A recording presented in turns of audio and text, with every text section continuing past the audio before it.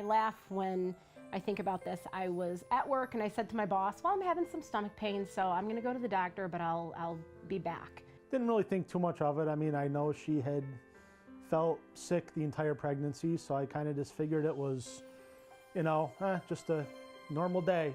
A few hours later, this little guy arrived a full month early. I wasn't concerned at all when I found out we were going to be having him a month early because his sister was born a month early too, with absolutely no complications whatsoever.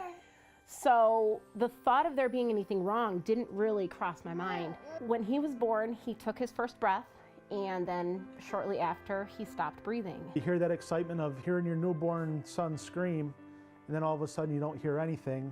And you kind of get a peek over at the curtain and you can see him getting rescue breaths put into him. It's very scary because you don't know if he's going to make it or not. They got him breathing again. I mean, they had to give him about two squeezes of the bag and he was breathing again, so that was good.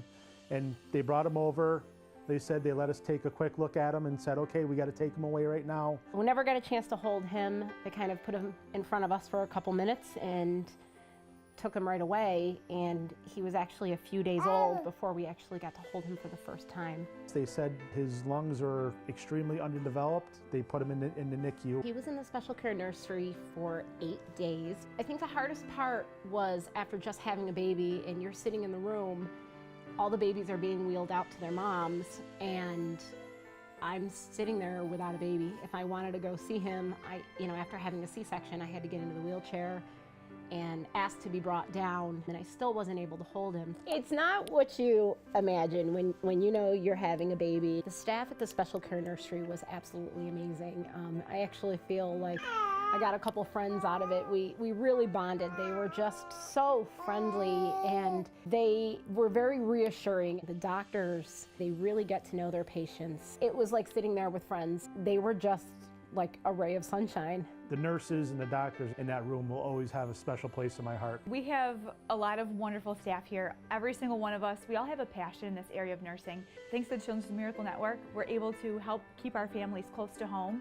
After 4 days when I was discharged, to go home without a baby was it was terrible. It was very, very sad. I don't know how we would have done it if we didn't have this special care nursery in our backyard. I truly don't. You know, you can hop in your car and you're there in 5 minutes or less. The day he got to come home, we actually didn't even know he was going to be coming home that day. We walked in there and all the nurses they could see us getting buzzed into the door, and kind of all of them came over and got in a big circle, and one of them was holding him and they said, he's going home today. When we were there during our stay, we actually received a gift of a blanket. It's this blanket that's behind us. This blanket is beautiful. Ladies Auxiliary Group actually makes the blankets and they donate them to the babies that are in the special care nursery.